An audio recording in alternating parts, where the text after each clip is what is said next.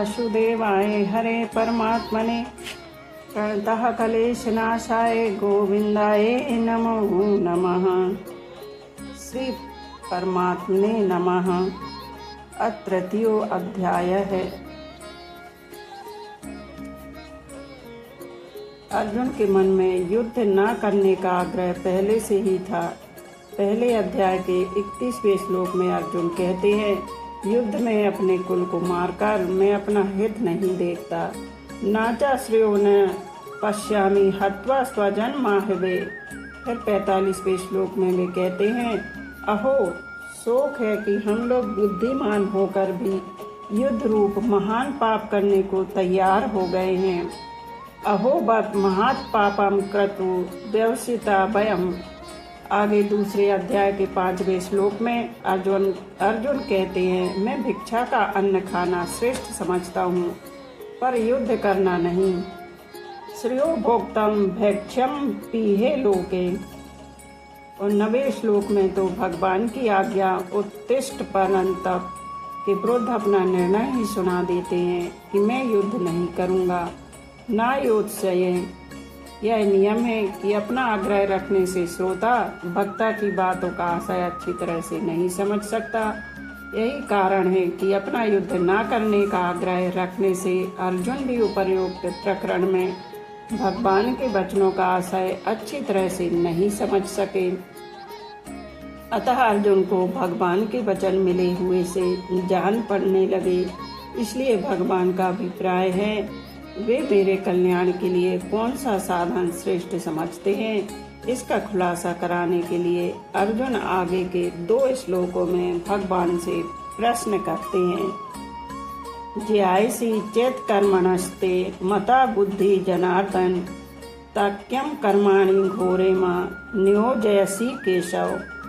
व्यामी श्रेणे वाक्येन बुद्धि मोहे शिव में तदेकम वद निश्चित्य येन श्रेयोस हम माप्यनुयाम।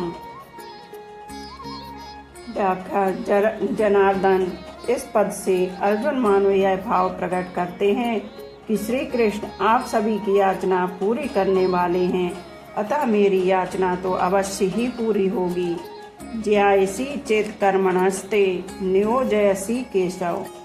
मनुष्य के अंतःकरण में एक कमजोरी रहती है कि वह प्रश्न करके उत्तर के रूप में भी वक्ता से अपनी बात अथवा सिद्धांत का ही समर्थन चाहता है।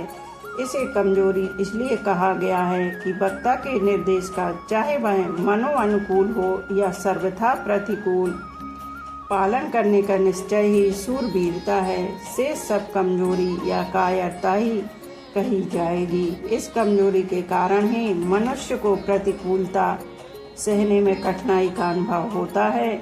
जब वह प्रतिकूलता को सह नहीं सकता तब वह अच्छाई का चोला पहन लेता है, अर्थात तब भलाई के वेश में बुराई आती है। जो बुराई भलाई के वेश में आती है उसका त्याग करना बड़ा कठिन होता है। यहाँ अर्जुन में भी हिंसा त्याग रूप भलाई के वेश में कर्तव्य त्याग रूप बुराई आई है। अतः वे कर्तव्य कर्म से ज्ञान को श्रेष्ठ मान रहे हैं। इसी कारण वे यहाँ प्रश्न करते हैं कि यदि आप कर्म से ज्ञान को श्रेष्ठ मानते हैं तो फिर मुझे युद्ध रूप घोर कर्म में क्यों लगाते हो।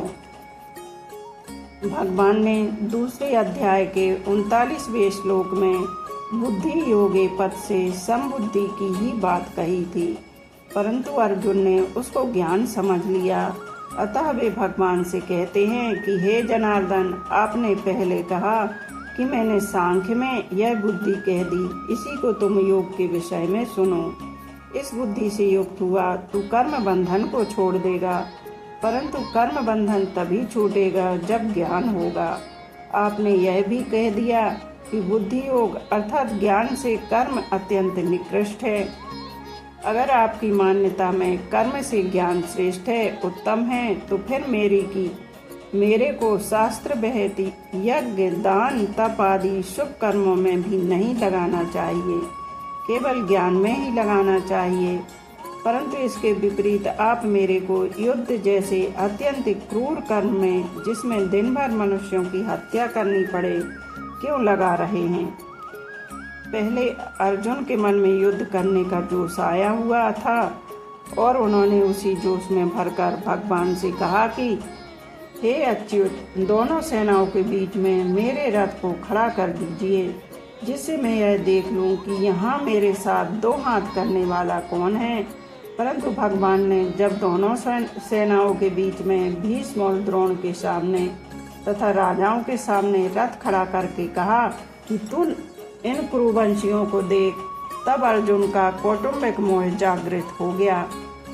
मोह जागृत होने से उनकी वृत्ति युद्ध से कर्म से उपरत होकर ज्ञान की तरफ हो गई, क्योंकि ज्ञान में युद्ध जैसे कर्म नहीं करने पड़ते। अतः अर्जुन कहते हैं कि आप मेरे को घोर कर्म में क्यों लगाते हो।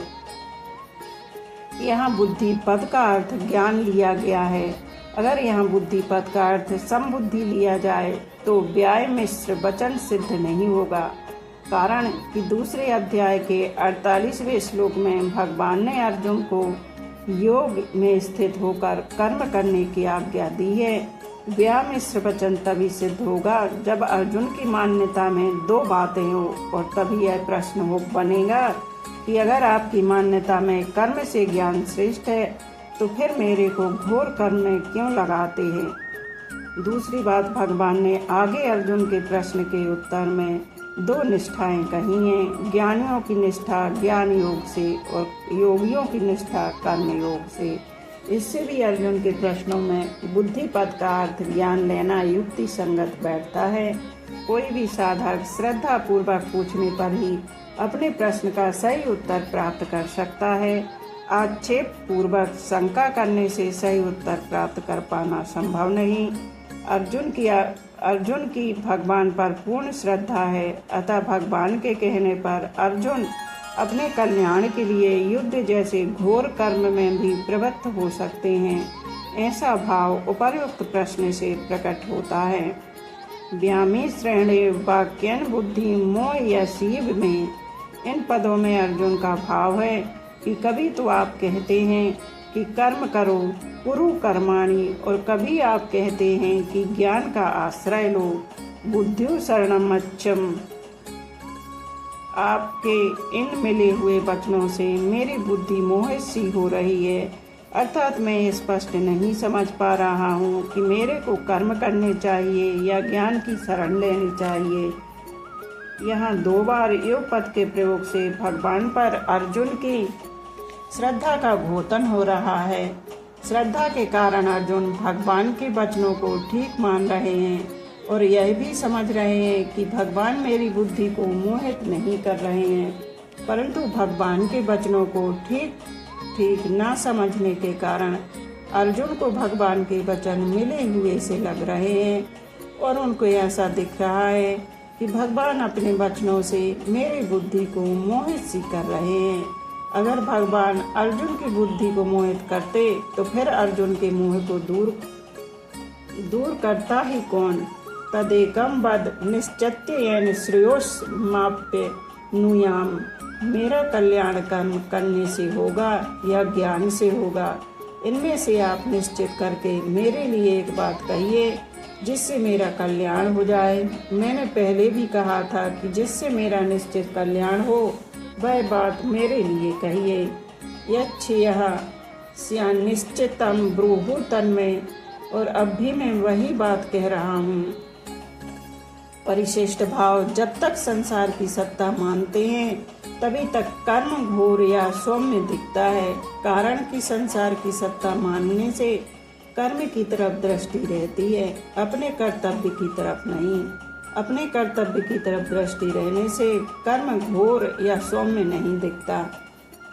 संबंध आगे के 3 श्लोक, तीसरे, चौथे और 5वें श्लोक में भगवान अर्जुन के व्यामी श्रेणी वाक्य मिले हुए वचनों से पदों का उत्तर देते हैं। लोकास्मिन् द्वंद्व विद्या निष्ठा पुरा प्रोक्ता मया नघ, ज्ञान योगेन सांख्यानाम कर्म योगेन योगिनाम। अर्जुन युद्ध नहीं करना चाहते थे, अतः उन्होंने समतावाचक बुद्धि शब्द का अर्थ ज्ञान समझ लिया। परंतु भगवान ने पहले बुद्धि और बुद्धि योग शब्द से समता का वर्णन किया था। अतः यहाँ भी भगवान ज्ञान योग और कर्म योग दोनों के द्वारा प्रापणीय समता का वर्णन कर रहे हैं। अनघ, अर्जुन के द्वारा अपने श्रेय की बात पूछी जानी ही उनकी निष्पापता है, क्योंकि अपने कल्याण की तीव्र इच्छा होने पर साधक के पाप नष्ट हो जाते हैं। लोकेस्मिना द्वंद्व विद्या निष्ठा पुरा प्रोक्ता मया। यहाँ लोके पद का अर्थ मनुष्य शरीर समझना चाहिए, क्योंकि ज्ञान योग और कर्म योग दोनों प्रकार के साधनों को करने का अधिकार अथवा साधक बनने का अधिकार मनुष्य शरीर में ही है। निष्ठा अर्थात संभाव में स्थिति एक ही है, जिसे दो प्रकार से प्राप्त किया जा सकता है, ज्ञान योग से और कर्म योग से।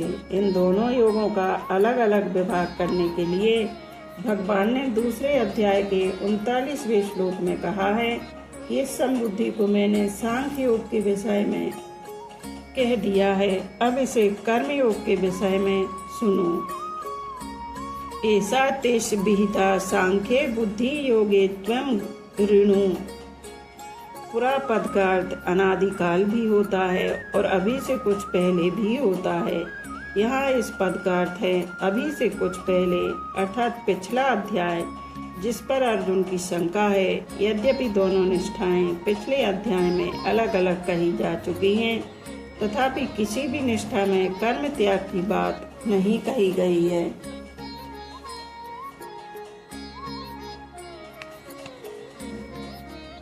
यहाँ भगवान ने दो निष्ठाएं बताई हैं, सांख्य निष्ठा और योग निष्ठा। जैसे लोक में दो तरह की निष्ठाएं हैं, लोकेस्मिना द्वंद्व विद्या निष्ठा, ऐसे ही लोक में दो तरह के पुरुष हैं। द्वा विमौ पुरुषहु लोके, वे क्षर और अक्षर। क्षर की सिद्धि असिद्धि प्राप्त अप्राप्ति में सम रहना कर्मयोग है, और क्षर से विमुख होकर अक्षर में स्थित होना ज्ञान योग है। परंतु क्षर और अक्षर दोनों से उत्तम पुरुष तो अन्य ही है, जो परमात्मा नाम से कहा जाता है। उत्तम पुरुषत्वन्या परमात्म में त्यु दुहायिता। वह परमात्मा क्षर से तो अतीत है और अक्षर से उत्तम है, अतः शास्त्रों वेद में वह पुरुषोत्तम नाम से प्रसिद्ध है। ऐसे परमात्मा के सर्वथा सर्वभाव से शरण हो जाना भगवान निष्ठा है। इसलिए क्षर की प्रधानता से कर्मयोग, अक्षर की प्रधानता से ज्ञान योग और परमात्मा की प्रधानता से भक्ति योग चलता है। सांख्य निष्ठा और योग निष्ठा ये दोनों साधकों की अपनी निष्ठाएं हैं, परंतु भगवान निष्ठा साधकों की अपनी निष्ठा नहीं है। कारण कि सांख्य निष्ठा और योग निष्ठा में साधक को मैं हूँ और संसार है, इसका अनुभव होता है। अतः ज्ञान योगी संसार से संबंध विच्छेद करके अपने स्वरूप में स्थित होता है, और कर्मयोगी संसार की वस्तु को संसार की ही सेवा में लगाकर संसार से संबंध विच्छेद करता है।